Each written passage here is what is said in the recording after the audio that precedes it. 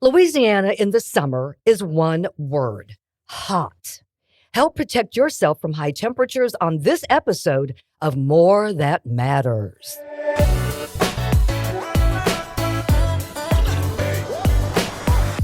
Thanks for joining us for another episode of More That Matters. Today we have two special guests, Dr. Jason Sridhar and Dr. Benjamin Aiken. Both are emergency medical doctors at University Medical Center, New Orleans. We're so excited to discuss a topic that everybody in Louisiana can relate to: the heat. Thanks for joining us, gentlemen. Let's begin at the beginning. We see a lot of heat advisories in Louisiana during the summer months. Can you explain what qualifies as a heat advisory and who declares them? So I can start off by taking this one. And my name's Dr. Aiken. Thank you guys for the introduction. So a heat advisory is issued by the National Weather Service and is declared when the temperature is 103 degrees Fahrenheit or more, or when the heat index is 108 degrees Fahrenheit or more. And I believe I'll kind of define heat index a little later and kind of give some more information about how we can kind of calculate that. And you know, a lot of times when we are listening on the radio or watching television, a couple of, things come up, the technical terms that people sometimes seem to get confused. And it's very important that we know the difference between a heat advisory and an excessive heat warning, because there are specific differences that everybody needs to be aware of. Is that correct? Yeah, exactly. So a heat advisory is, like I said, a certain temperature, this being 103 degrees Fahrenheit. And an excessive heat warning is kind of more extreme, on the more extreme end of that. So a temperature of 105 degrees Fahrenheit or greater, or when the heat index is 113 degrees Fahrenheit or more. And last year, we set the record number of excessive heat warnings from 5 in 2010 to 12 in 2023. Wow. Which is pretty concerning for, a span of 13 years to have over doubled the amount of excessive heat warnings we've had. And we've really seen this in the emergency department with the number of heat-related illness presentations that we see on a daily basis, especially once it gets into like August. It becomes a fairly frequent thing. And we can see this also on graphs of the presentations throughout the years trending up. So it is definitely something that's become more pervasive in everyday life and especially in the medical world. And you know, here in Louisiana, everybody likes to be outside in the summer. And we did. Yeah. Well, yes. But that's why it's important to pay attention to the verbiage of these warnings, advisories, what have you, so that you don't find yourself, as you said, Dr. Aiken, in the emergency room. You do not want to be there. So that is the challenge that we have here. That's why we're bringing this podcast, because we think it's so important for people. This can't be white noise. These advisories and these warnings, they can't just go unheeded because, it's summertime in Louisiana. No, it's more than that, Clay. Yeah, I thought last year was an anomaly. I was thinking, it's hot here, but we don't typically do a series of 100-degree days with all this humidity. This year is going to be great. Not so much. Right. So, gentlemen, my repertoire of small talk runs from traffic to weather. And it's normally bare, but in the last couple of years, the weather has been a game changer. Mm-hmm. A big part of that has been the humidity. Everybody talks about that southern humidity.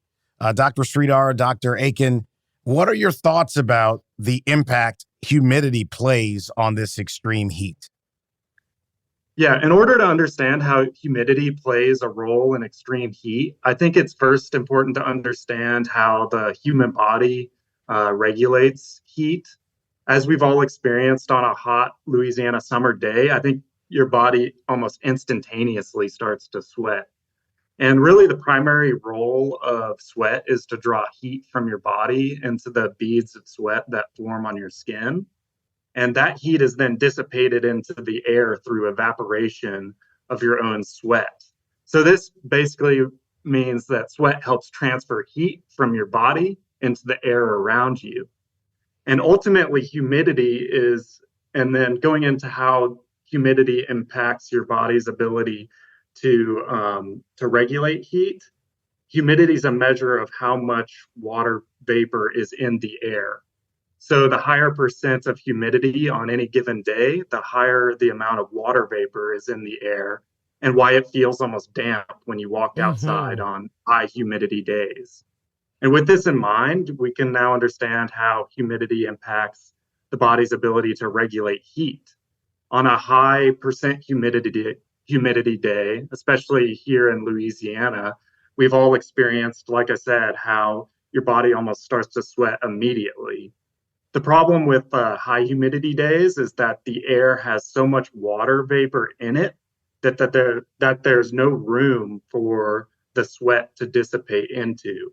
It's like if you like tried to pat yourself dry with a wet rag, Hmm. the sweat just stays on your skin.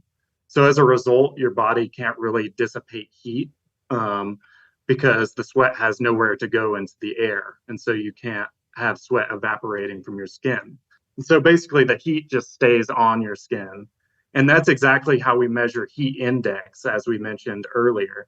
It will feel hotter in Louisiana on a 90-degree day as opposed to a 90-degree day in Colorado, where the air is much drier because we have so much more humidity here. And it's harder for our bodies to regulate heat in higher humidity environments.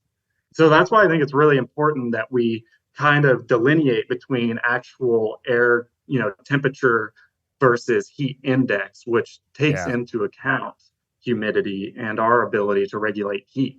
So yeah. It's so interesting. Last August, I remember leaving here. It's sweltering outside, and I had a business thing to attend in Phoenix. And even though it was like 25 degrees warmer, I could be in a suit and be able to move comfortably there, relatively comfortably there, in and out of vehicle to building. Whereas as soon as you get back to Louisiana, it's like, this is just Hmm. ridiculous. And I think to your point, the role humidity plays on the way heat impacts us is so great. Sometimes you feel like you're melting, don't you? I Yeah. mean, you absolutely do. You walk out in the morning, and to your point, Dr. Aiken, it just hits you in the face. Literally hits you in the face. Then you get that, oh, but it's a dry heat. Shut up. Yeah. Hmm. Well, it's interesting education wise, and this is a little off the grid, but I do want to ask you because you've talked about some terms that people should be familiar with, and then understanding what the body is doing under the impact of humidity. What would you advise people now to think? I mean, in summer months, people tend to put their kids in activities that have them outside from time to time. Some of the summer camps that are both athletic and then, kids getting together recreational. Are there things parents should be thinking about as we enter this new era of what heat is like, especially here in the South? All right, this is Dr. Sridhar. Just wanted to go ahead and take this one. I think in terms of the presentations that we see that are related to heat, we can kind of group them overall into three general classifications. I'll kind of go through those a bit and what we can do with those three groupings. The first two I really want to hit on are heat exhaustion versus heat stroke. And there's one key difference here that I'll get to in a second, but otherwise they're pretty much the same. Heat exhaustion going to kind of be the lower grade of heat injury here. I think we've all experienced this. You get a little bit of headache, fatigue, weakness. When you stand up, you get suddenly a little bit, lightheaded and starry-eyed for about, 35, 40 seconds before you can move. The key here being that, people who are experiencing heat exhaustion continue to maintain normal mental status. They're not passing out. They're not confused. They are not hallucinating. They answer questions normally. One of the precautions here is that obviously these people are a little bit of a fall risk just with their overall dizziness picture, but kind of the way that we recommend treating this is getting them out of the direct sunlight, inside, ideally where there is fans and or AC, to get them cooler faster. Plenty of water.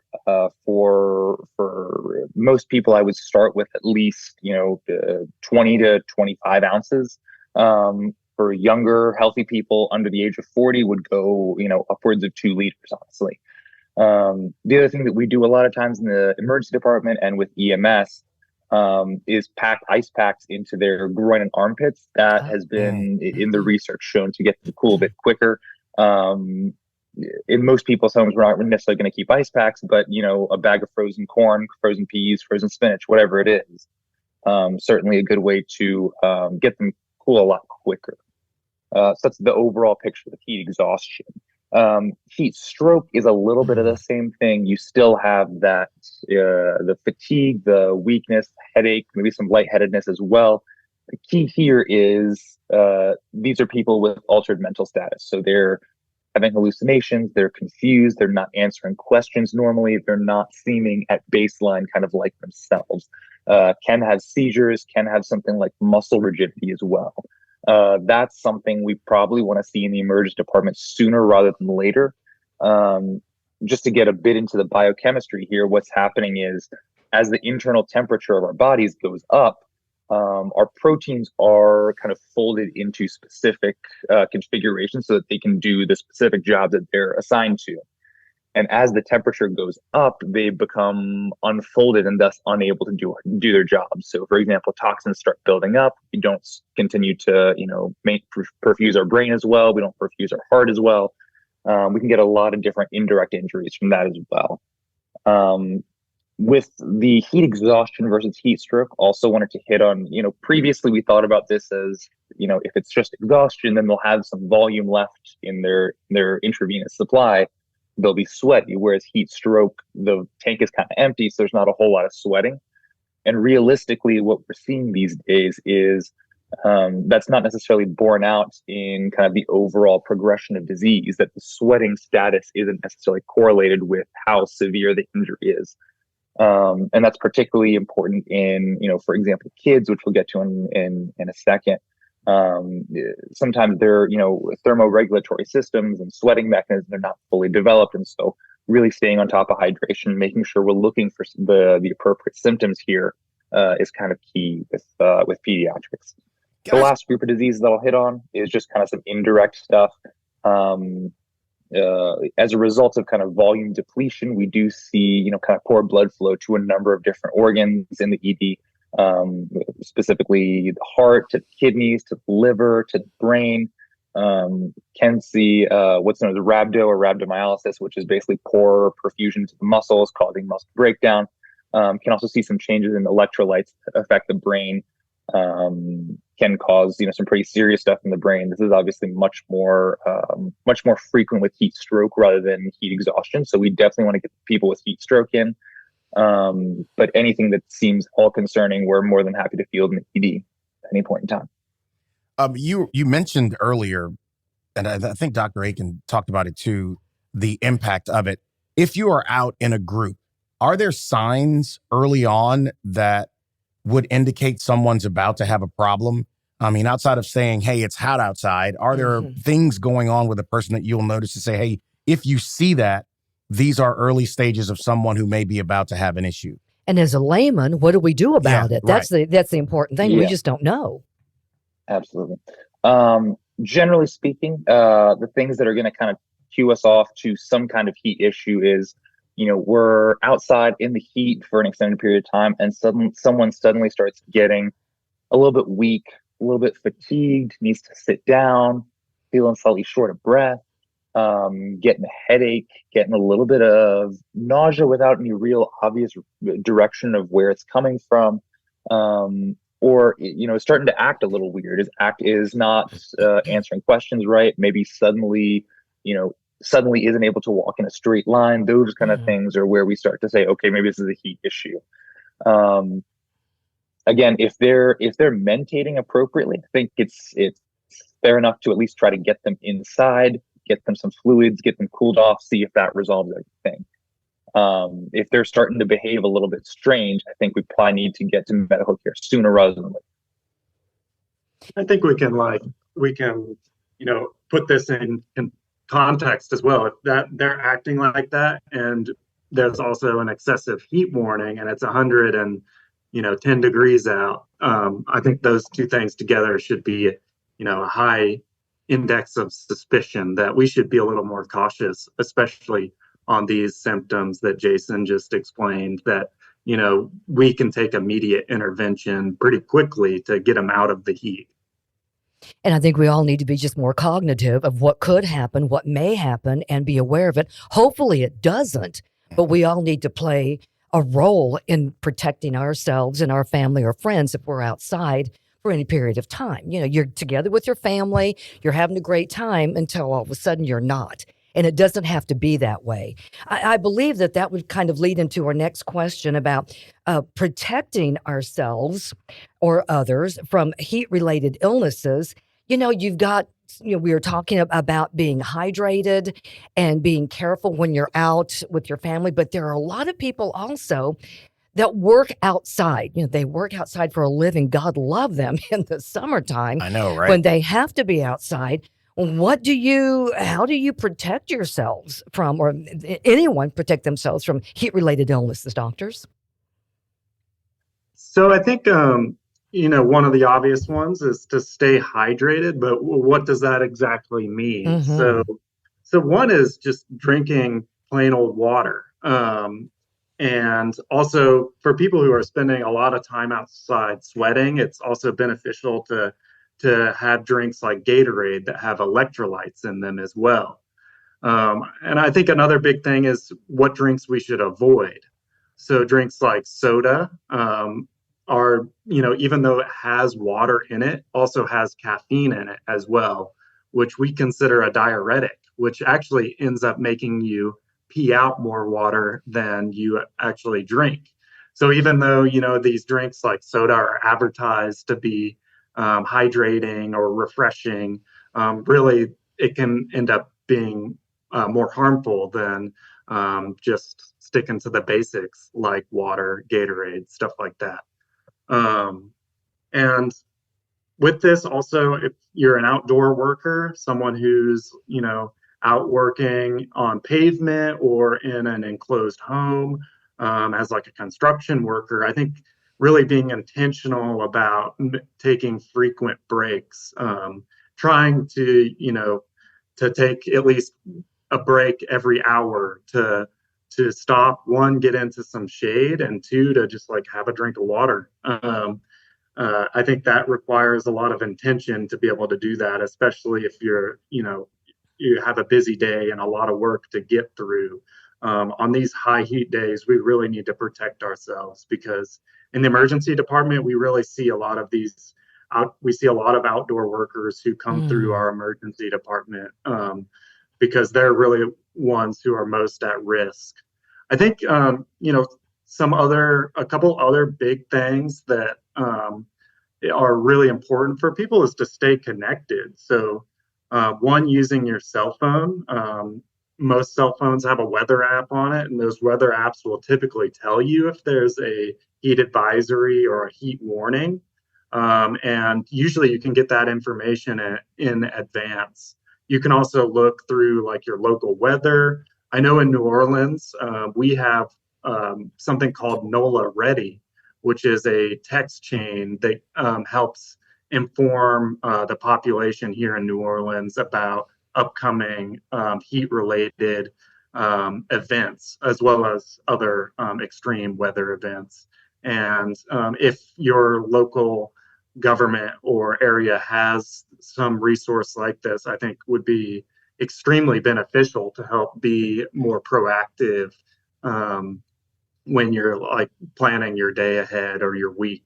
And then next thing would be just, if you're feeling overheated, getting into either some shade or into an area that has AC.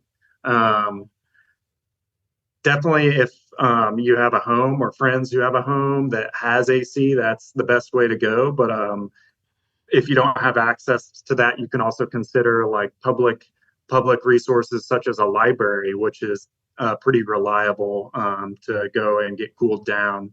Again, here in New Orleans, we do have in the summer kind of cooling stations that are designated throughout the city. So keeping an eye on where those are available, I think is really important to be aware of.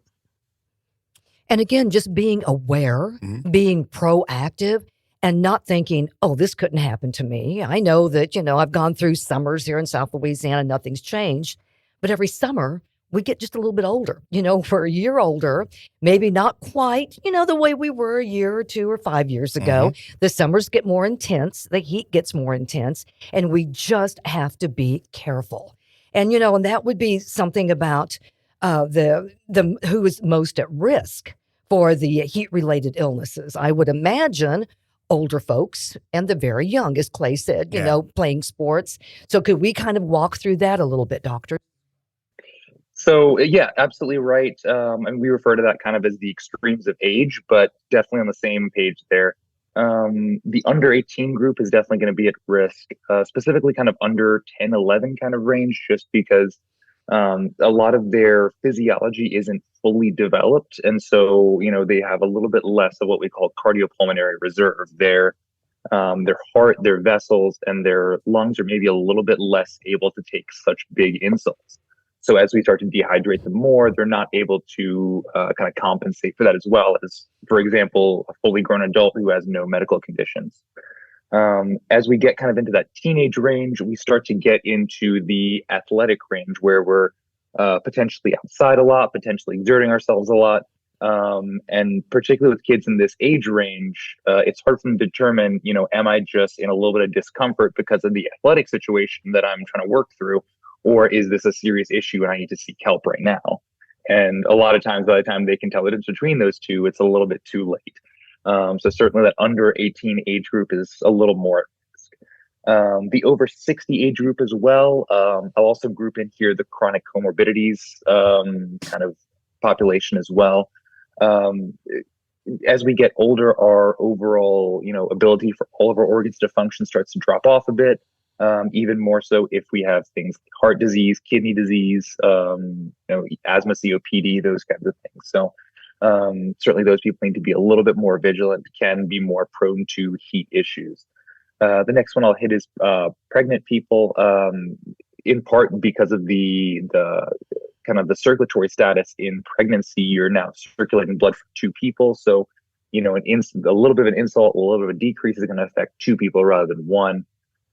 Also because their body surface area to volume ratio goes down a bit during pregnancy, and as a result makes it a little bit harder to get heat off. So you kind of retain heat a bit more and are more prone to heat injury there. The other ones I want to talk about, athletes of all ages. We spoke about this in the teenage age group, but even as adults. Use of alcohol certainly is a potent diuretic. So any beer, wine, liquor, really would recommend, especially if you're outside, for every drink, doing a little 8-ounce cup of water. Particularly true if you are drinking some kind of mixed drink, because now we've got the alcohol and the liquor, plus we've got the sugar in whatever mixer you've got going there. Other recreational substances, specifically stimulants, can cause, increased heart rate, increased muscle usage. Those are all going to make you more prone to heat injuries overall. And the last one that Dr. Aiken hit on was outdoor laborers, particularly in the context of construction and agriculture, trying to fight this battle of, I need to wear PPE to protect myself from the chemicals and the industrial substances I'm using, versus it's really hot outside and I really would prefer to keep myself more open and vented. And so that's particularly tough. Just in terms of recommendations for all these populations, generally just being more vigilant in terms of knowing kind of where the ambient temperature is, knowing what the symptoms are, staying on top of our hydration beforehand, as well as making sure in terms of sun exposure, we have some kind of, sun protection, sun block, anything in that range. And then seeking help as needed. That's one thing we do pretty well here in the South is, and that's keep up with the weather, because it is such a big part of our daily lives. The weather impacts our commute time getting to work, what we do when we're at work, depending on what industry you're in. And I do think we're pretty good at that. You talked about the NOLA Ready.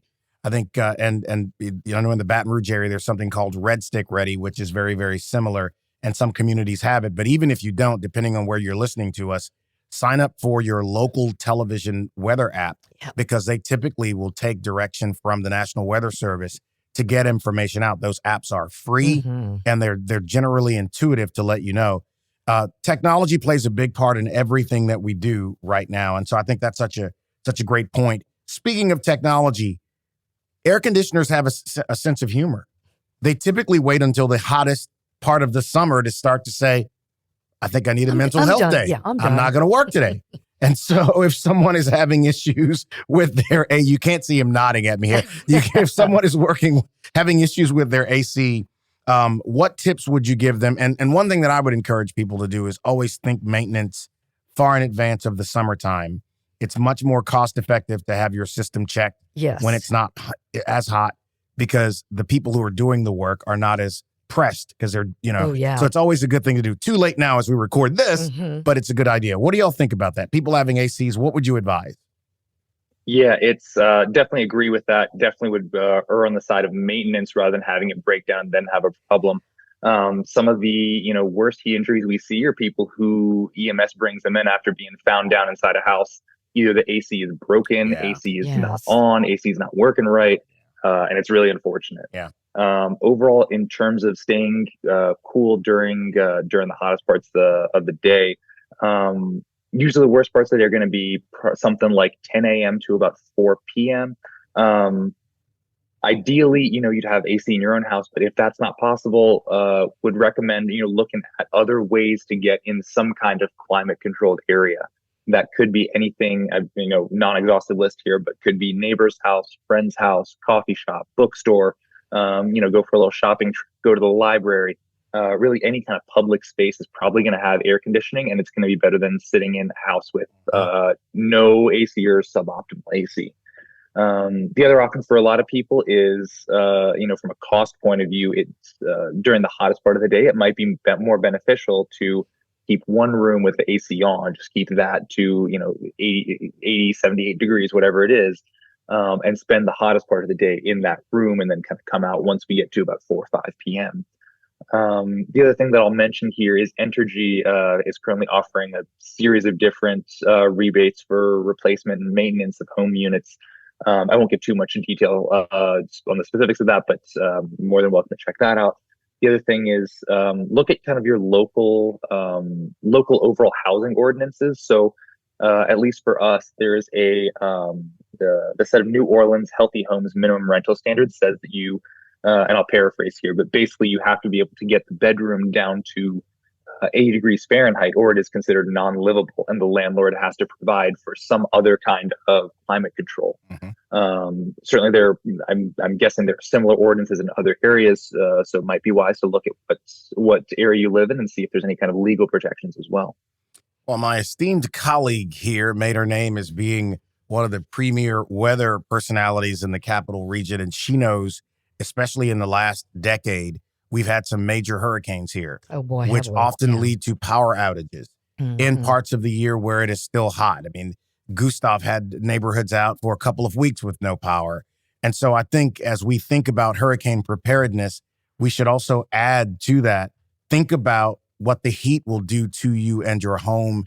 And if you have an infant or a special needs person in your home or an elderly person, don't just think about food and water. Think about how you protect yourself from the heat. Do you have any thoughts about that, doctors?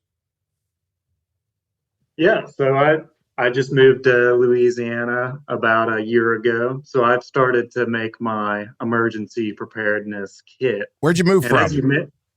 I moved from Nashville, Tennessee. Oh, okay. Nice.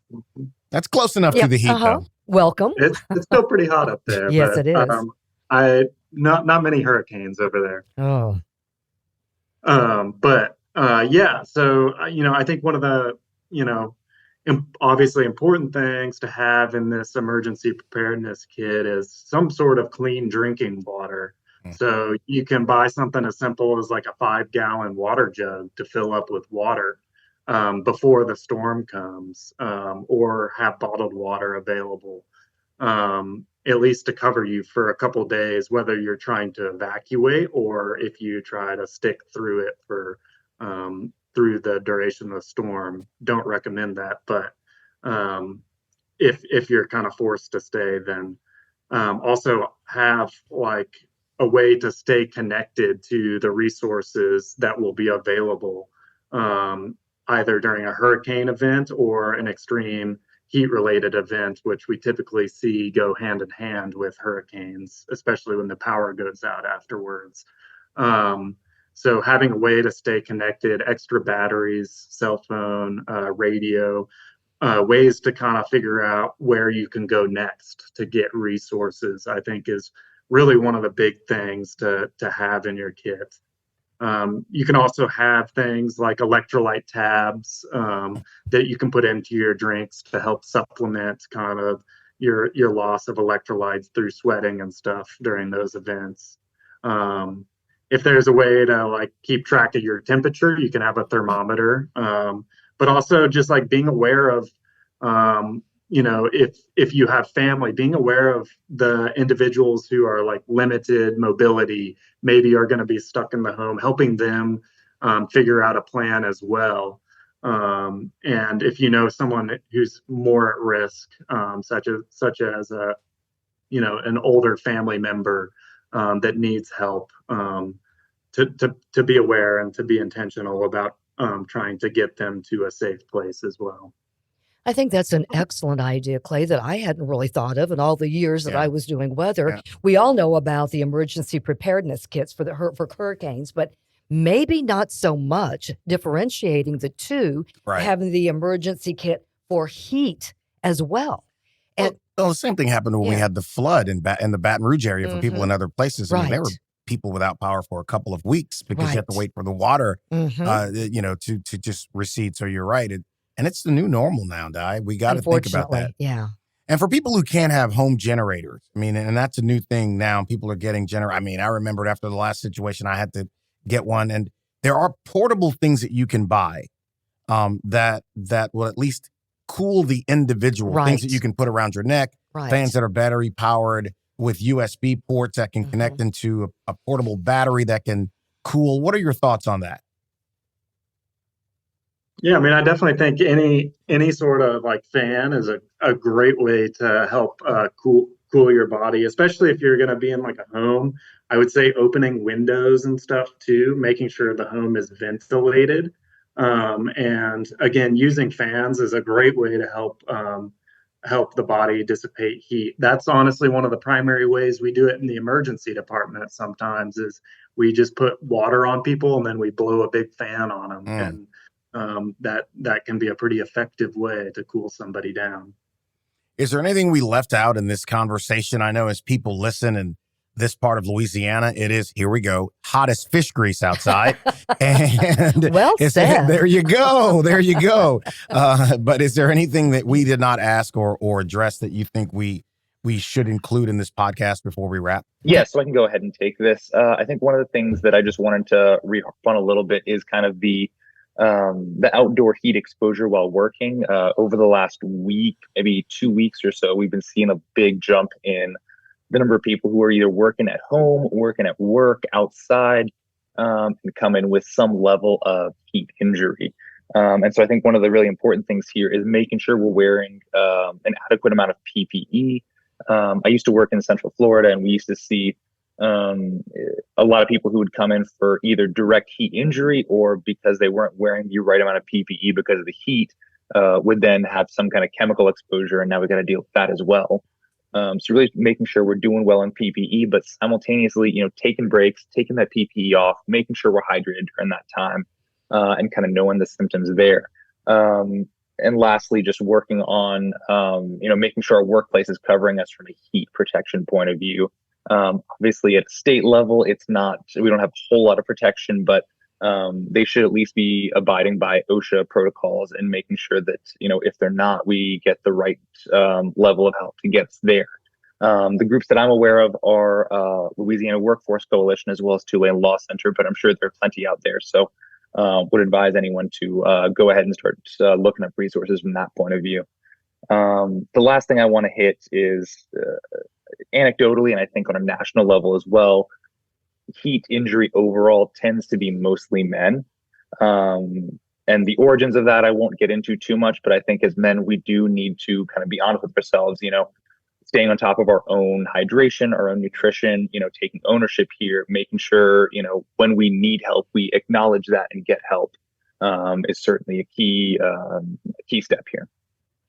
Dr. Aiken, is there anything else you'd like to add as well? Yeah, it's funny how we every year kind of say, it's a really bad summer, and we kind of assume that the next summer will be better, or this will get better in the future. And as with the trend of how many emergency department visits we're getting, and with the trend of just general average temperatures getting warmer year over year, I think, this is something that is kind of here to stay, unfortunately, and something that we need to take a lot more seriously going forward. I think, it's kind of a new thing that really has started to become addressed over the years with heat advisories, heat warnings. It kind of seems like a new term to us all, and I think it's something that we need to maybe pay attention to a little bit more, because heat-related illness is a very serious thing, and something to take to not take lightly. Absolutely. And we just need, as we said in the beginning of this podcast, do not let this be white noise, because we're so thinking we're used to this in South Louisiana, but we are not. Our bodies are changing every summer. We need to be aware. Well, we appreciate everyone tuning into today's episode. We certainly hope you've learned some valuable information, and I know you did, with these two doctors about heat-related illnesses. Please stay safe out there in the summer months, and make sure to listen to other Vax Matters and More That Matters episodes wherever you get your podcasts.